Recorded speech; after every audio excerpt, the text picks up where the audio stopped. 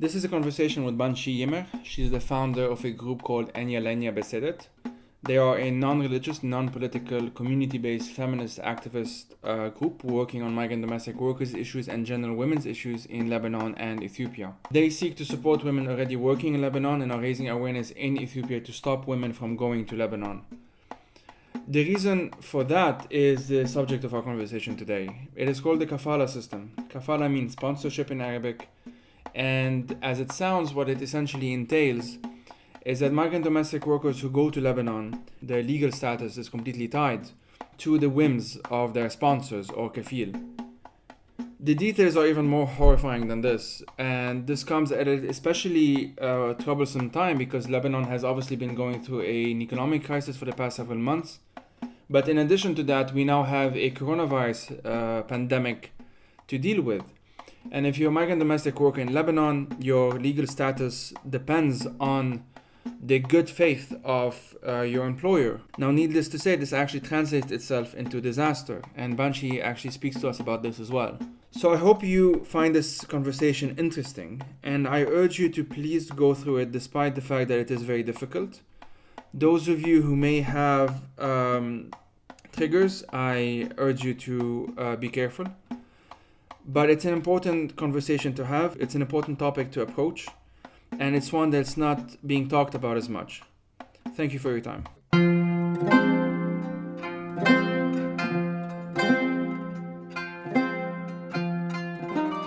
Okay, so if we can please start with you introducing yourself and your organization. Okay, my name is Banchi Yimer.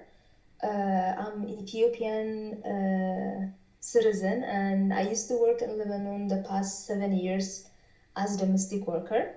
And also, I am a victim of kafala system, and I am a founder of Inyalenya Al-Basiddet organization. Inyalenya Al-Basiddet is based Lebanon organization, and we created in 2017.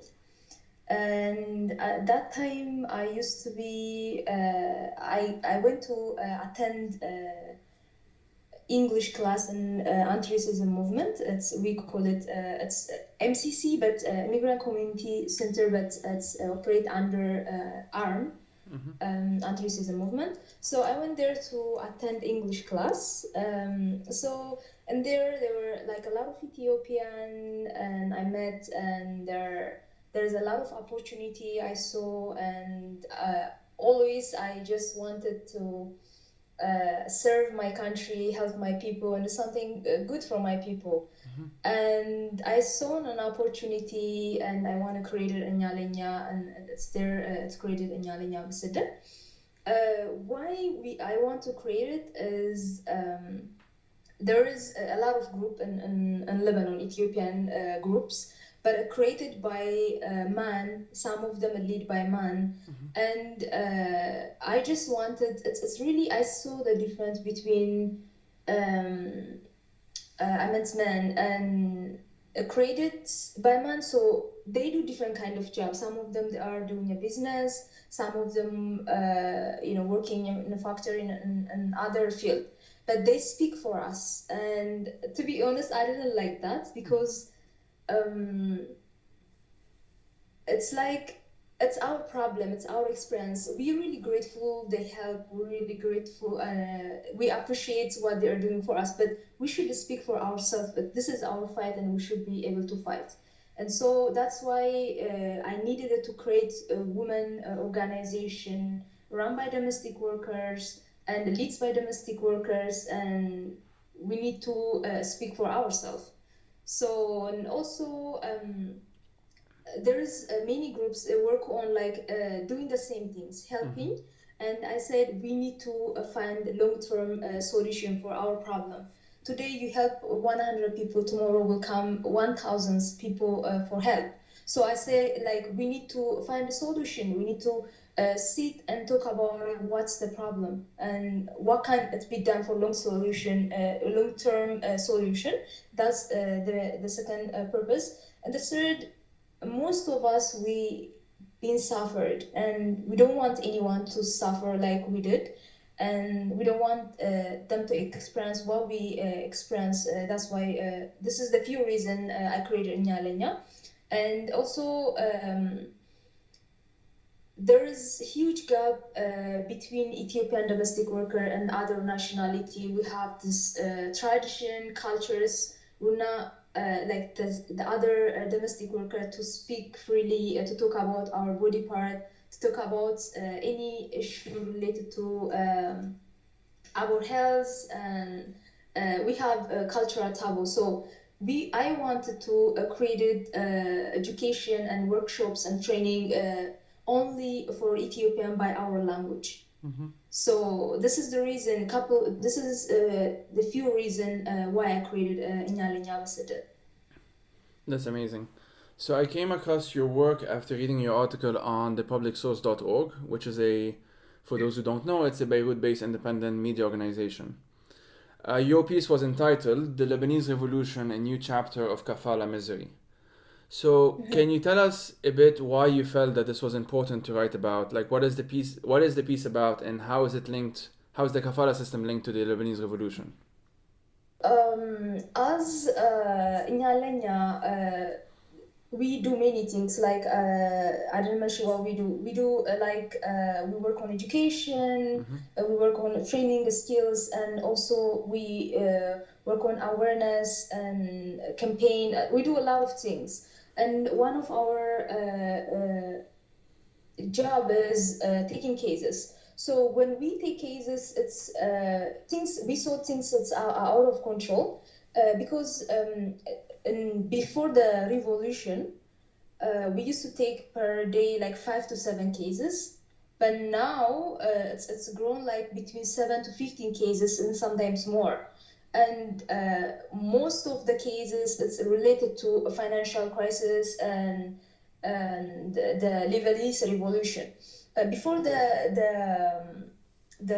revolution, and as you know, the kafala system, there is no accountability.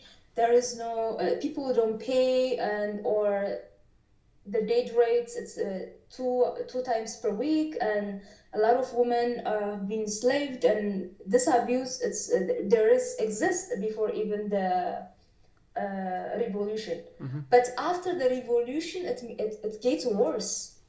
It's like it's become like our cases between more than 5 to 7, and some employer use the revolution as excuse not to pay their salary, and the women have been sold on online as with the furniture, with the all the stuffs, like can you buy my domestic worker and I cannot afford to do her papers, anyone is interested to buy her. This is really a shame. And also the agency are taking this revolution as opportunity to sell Ethiopian domestic worker place to place without paper, without doing their paper, and making them work for free and taking their money. Also the sexual abuse, the physical abuse, and also it gets worse. Things it's become out of control. And that's why I just when they asked me is anyone is interested to do this article, and I take the opportunity, and I'm glad, and I really want to thank them, and that's why I write it. And it's what can I say, we're really desperate. I mean, as you know, a few embassies are like Filipino and other embassies, they are paying and evacuating their citizen, and our embassy are like asking $550 per person. And imagine if you have kids, you have to pay the tickets, and how we can't afford. The women the women even living inside the house are like they can't even barely afford for food, and they are asking $550 to go home. And a lot of women come, and it's like they say we can't even afford to eat and we cannot pay for the ticket. What shall we do? And this is they are desperate. Like people should understand those women coming when we travel to Lebanon. It's like because we need the money, we need the job, and some of them are mothers, some of them they left all the elders to taking care of. Some of them, they have emergency medical bills that cannot be wait. And I wish the Lebanese people understand that, and that's why I want to write that article. Because I was desperate, and Enya members desperate, and a lot of domestic workers were desperate. So yeah, I mean that's very clear from the article, and I will obviously link the piece in the description as well for people to read it, and I urge them to do so. So like at the center of this whole problem, or at least a big part of it, is what is called the kafala system. I would assume that most people may have some idea of what it is, but can you please tell us, or tell the audience anyway, your experience with this system? How do you see it working or not working, obviously, and why it needs to be changed or even abolished? Many people speak about a kafala system, but me, as my experience, is kafala system is a modern day slavery, and I feel like going to a prison without committing any crime for 2 years and 5 years or 10 years. It's like they put like you cannot change your house without your sponsor permission. You cannot leave the country. You cannot change your sponsor. But they put the system so they can legalize the slavery. So the Lebanese people can feel comfortable to do whatever they are doing. At the same time, there is no accountability, or there is no law, or there is no system can protect us from whenever abuse happen. As you know, is 2 domestic workers per week are dying, but sometimes it's more. If I in month of April 2019, in between 10 days, there were like 5 domestic workers died in different circumstances. So it's still no investigation, still no accountability. And for us, I can say it's clear like slavery. And modern day slavery, it's really shame this exists in 2000 until 2020. This kind of systems exist in Lebanon and in any other also few countries who's legalize slavery. And as a Banchi, I mean, I worked 7 years in Lebanon. I changed several sponsors. I've been sleep in the balcony, outside of the balcony, and I was starved like 1 year and 2 months, and I work around 6 months for free. And my agency were giving me for his family members and his daughter, fiance, his son, fiance for free to work. So I work and I don't get paid nothing. Like I come back with nothing.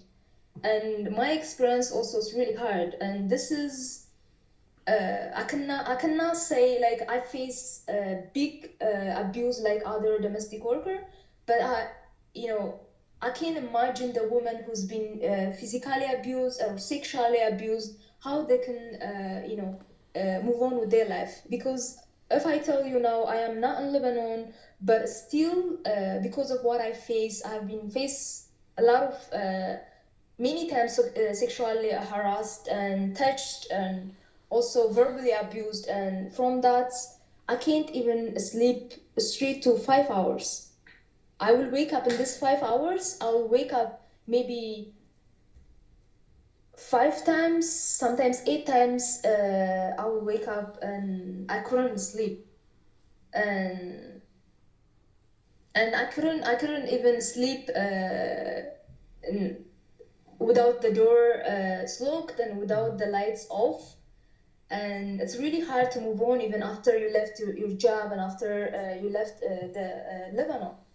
And I can imagine the woman who faced big abuse or sexual abuse, how can they move on with their life? And it's affecting us. It's not a while when we work. Even after we left the country, it's really hard to start over. And Still there is a lot of suicide, and women are jumping from the balcony because the door is locked and there is no way out, and many women are deported without getting paid. Like we receive case between 2 years to 10 years an unpaid salary in deportation, and a woman who's been raped and deported, and even pregnant and deported. So far there is no one take responsibility for what they done.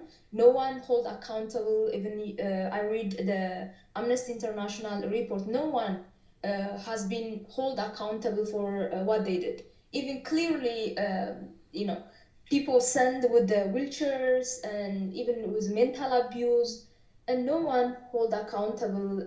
So all I can say is really, really bad. It's affecting our life, taking people life, and should be abolished.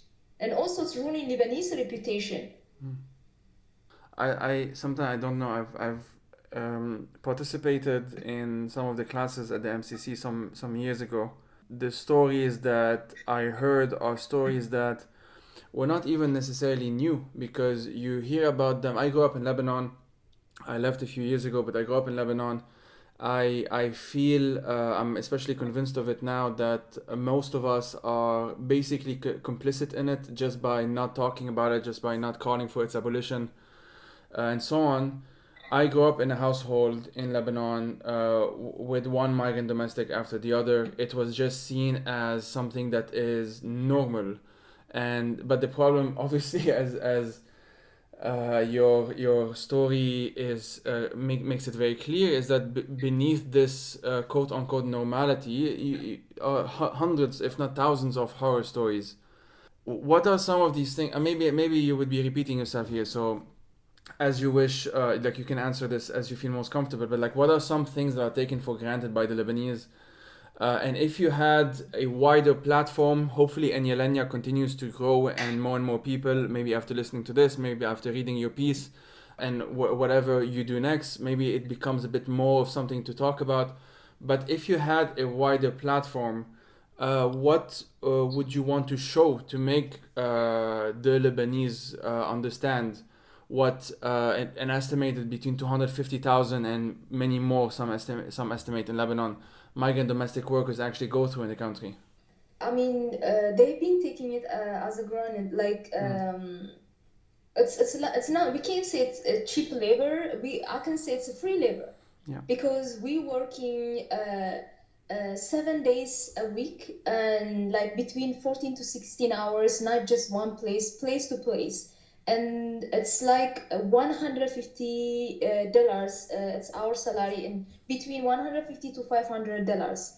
And this is it's a cheap, it's a free labor. I cannot say cheap. It's less than even cheap. So they are taking it as a granted, because um, if I mean, nowhere else exists this kind of salary, and this is they are taking it a granted, and they are not even paying. I just want to tell them about my story. How, like, after I left Lebanon, I cannot sleep for 3 to 5 hours without waking up, and I cannot sleep without locking the door, or I cannot turn off the lights. This much affects my life, and I just want them to know, like, how can affect the people who's try to commit suicide, or who's been raped, who's been mentally abused and physically abused. How could be their life? It's not just This is not just our responsibility to change the kafala system. It's also the Lebanese responsibility. It's also it's ruining the country image and reputation. Sorry, just a second. Take your time. Take your time. I'm saying is like, see yourself in our shoes. Can you work in your workplace between Monday to Sunday, and Monday to Saturday in the same office? Also, can you take day off and Sunday in the same office? And also, can you work between 4 to 16 hours? Is it okay not to get paid? And can you live without speaking your neighbor? Can you live without phone? Can you live without knowing what's going on in outside the world? And that's the message I want to send. That's what I want to ask, and I want them to see themselves in our shoes. So normalize it, like the Lebanese people, they're normalizing they're normalizing US. Mm-hmm. Normally they normalized paying us for 1 hours and making us working in different house and their business place and their family house, and this is it's become just normal to Lebanese employer. And also not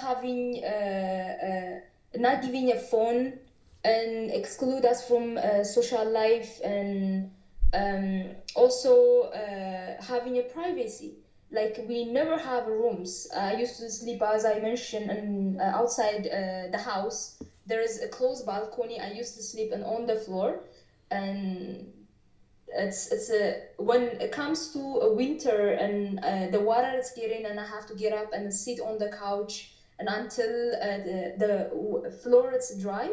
In the summer I don't even have any AC to make me cold. This is has become normalized. Anyone who bring domestic worker, she will sleep outside the balcony or in a living room, the middle of they are watching TV or smoking argali, or in the kitchen. So anytime whenever they want coffee or they want to eat, so they have to walk all over the place. And this is it's become normal. And when we face abuse and run away, they're just accusing us stealing gold, stealing money, and no one is investigating. Many women are this time, especially, are in the prison, and by even some of them they didn't even get paid. Some of them have been raped. Some of them are abused, but they accusing us stealing something, and no one hold them accountable when they find it's false. And also it's become normal, and locking us in the house and taking our passport. Those things, it's normal.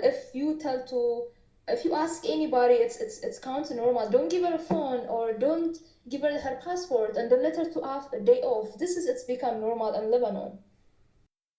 If you like these episodes, I need your support. For as little as $1 a month, you can help me do this project for years to come. Please go to patreon.com/firethesetimes, that's patreon.com/firethesetimes, or buymeacoffee.com/joeyayub, that's buymeacoffee.com/joeyayub. If you're unable to donate, you can still support this project by sharing and leaving a review. If you have episode suggestions and topics you'd like me to discuss, you can head over to Twitter @FireTheseTimes or Instagram @TheFireTheseTimes and drop me a message. You can also contact me via email on the website's contact page. I really wouldn't be able to do this without you.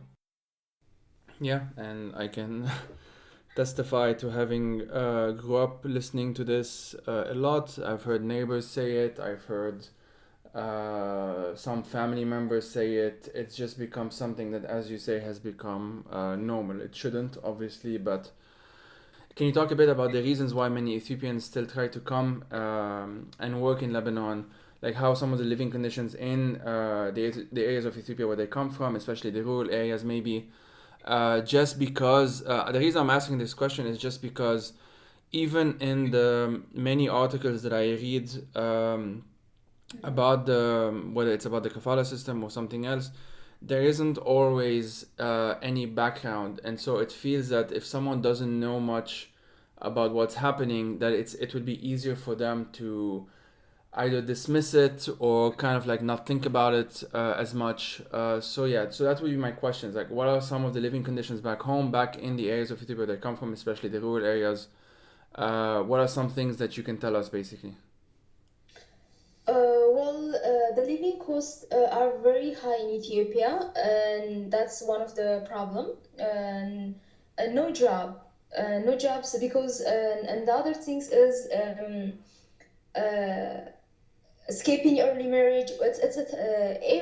Like, sorry, many people they have their own different reason to come to travel to the Middle East, but few of them are the living costs are very expensive. There is poverty and no job, and they are seeing like they a family member or their brother or their big sister graduate from university or college, not having a job, or they live in the same life where their parent used to live, and they feel hopeless, and they feel, even if I go to school, what kind of change I can make, I will make, or even if I graduate from university, no job for me. So this is one of the reason. And the other reason is seeing a few successful women. Let's say one woman, if she build a house or have maybe car or any different things. So when they see this, so they want to take a chance, and they want to travel and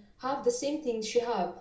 And also the recruitment agencies, they are like promising something never exists. Let's say when first I ask what's the situation in Lebanon, they promised me it's a Christian country.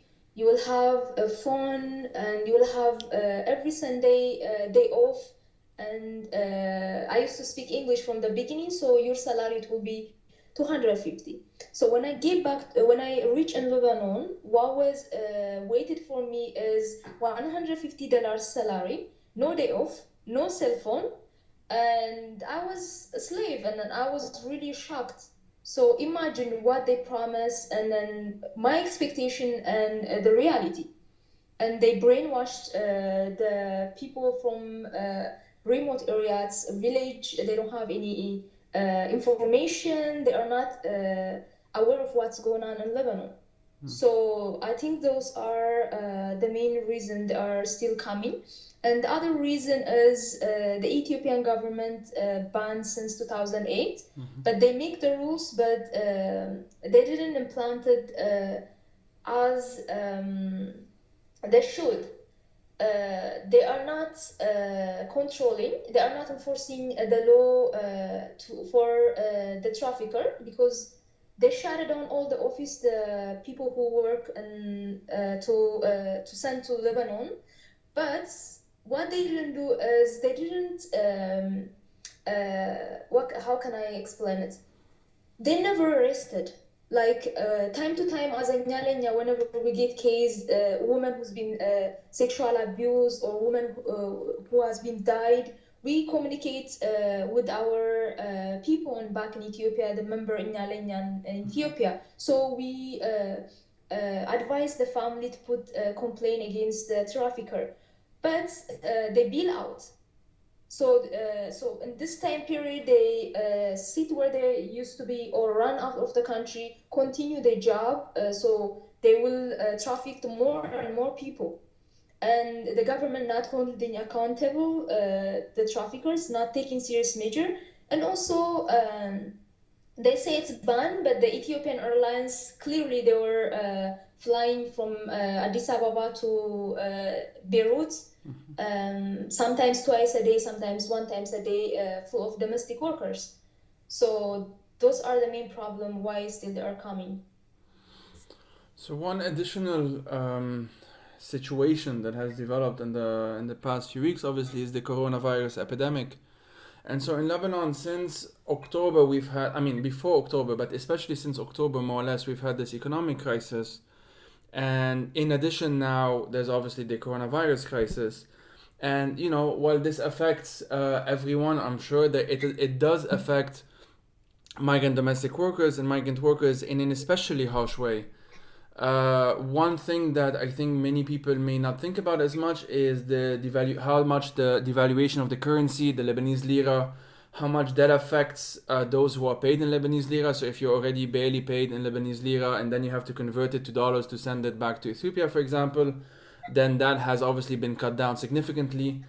And as you said, there are households, kafils, that are using the excuse of the economic crisis to pay even less or even refuse to pay completely. So what can you tell us a bit about, you did speak a bit about the economic crisis and the excuses used by these kafils, obviously. But when it comes to the coronavirus, for example, what are some of the things that are not being talked about as much? Well, as you know, the past 6 months, because of the revolution, thousands of domestic workers lost their job, and they're home. Some of them they get paid half, some of them they get paid less. And there are two kind of domestic workers. Some are freelance, and the one are on the contract.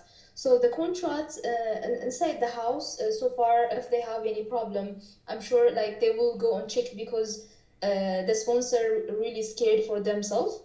And they have insurance. The one they have insurance also, they can go, and I don't think they will have a problem.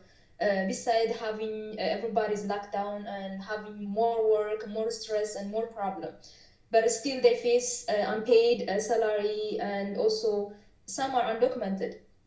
But when we come as a freelance, my sister really are suffering, because the past 6 months they didn't work. Some of them they get paid less, and they cannot afford for rent. They cannot afford for the foods and or any medication.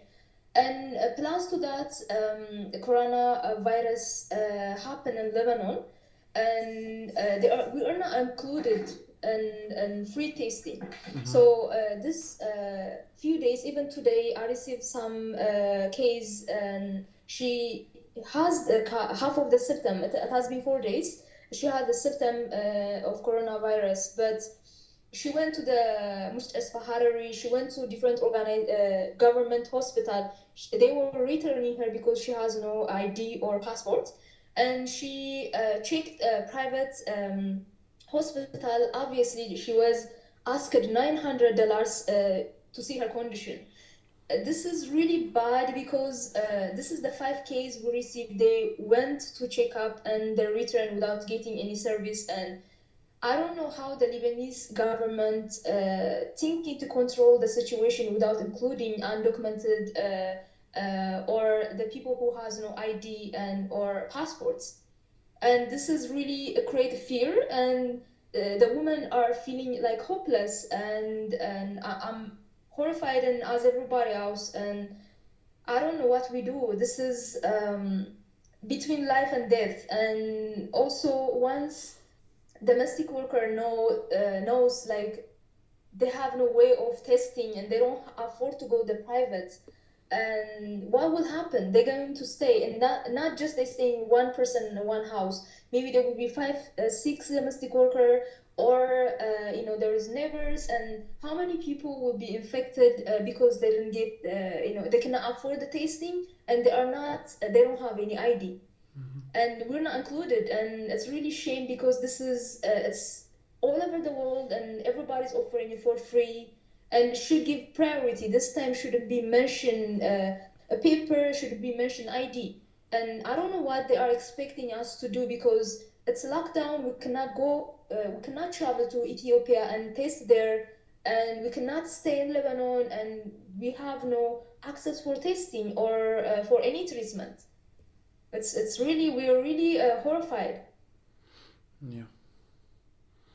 Yeah, so far I haven't yet seen this being mentioned as much as it should be. Even for those who, what's really incredible, as you said, even for those who usually wouldn't care, like when it comes to a pandemic, it affects everyone. It's incredible that there's still these distinctions. I'm horrified to hear that there are migrant domestic workers who try to go to the main hospital, or then if they get rejected over there, you know, go to private ones. This obviously, even from a strictly public health perspective, is obviously not the way to go about it.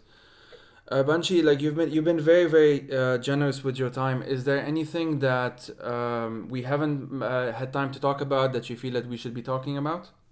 The contracts, maybe a little. I mean, the system, and also a bit about the Ethiopian consulate, maybe.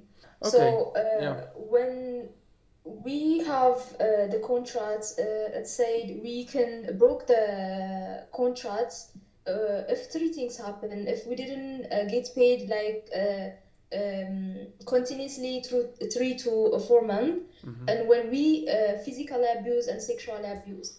So when those women face this kind of situation, they run away from their house, and many of them they have been accused and they steal gold or money or diamond or anything else in the house. So these things, and now if you heard Am al-Am make a decision and it's still didn't implanted, but make a decision, the woman can travel by paying 1 year penalty and tickets. But these things it didn't included those women who's been abused, who's been through a lot, and they run to save their life, and also they have to face a prison, and it's not included even this decision, and they have to face a prison, and it's really really not fair. And the when they investigate, sometimes we take a case, a woman who's unpaid, and there is complaint against her as she stole something. When it comes to this issue in general security, it's a dropped off because the sponsor dropped her off, and sometimes they didn't believe it's true. But there is no holding accountable that sponsor by accusing false the domestic worker. So I wish there is accountability, because if they hold accountable one person, the second person will think twice before they accuse of another domestic workers. So these things I wish you included. And the consulate are the Ethiopian consulate are not taking responsibility for the citizen, not helping at all, not answering their phone. Even in this time, today I was really desperate because of the woman has septum and she's nowhere to get any service. They're nowhere to answer. They are not even sending any message or providing any information in this desperate times. And maybe this is why we facing, like, we are 77% of domestic worker in Lebanon, but they are not attending any important meeting regarding the domestic workers, and they are not responding, they are not helping, and I don't know what to say. Like, my message is for the Ethiopian embassy, we're not abused by just the Lebanese people. We are abused also by our own consulate. They are part of the problem as a kafala system. I wish they involve more like Filipino consulate, embassy, take responsibility, be there for the citizen and help and concern about our problem. Yeah, I think that's a very good point to make as well. So on that note, I would really like to thank you for your time. Thank you so much for you also. And if those who are listening to this, where can they find your work? What are some websites maybe that can be useful for them? I'll include everything in the description in any case. Okay, we have our website inyalenya.org. Also, we have Twitter, and we are on Instagram inyalenya, and also on Facebook. We have also, we do time to time live show. It goes in Abai Media. It's based on United States media in English broadcasting. Also, we do Inyalenya Besedet sometimes in Amharic and sometimes in Arabic. Also, a live program. Anyone can see that, find us there. That's perfect. That's perfect. I would include that. I'll absolutely include all of those in the description of the episode. Thank you so much for your time. You're welcome. Thank you.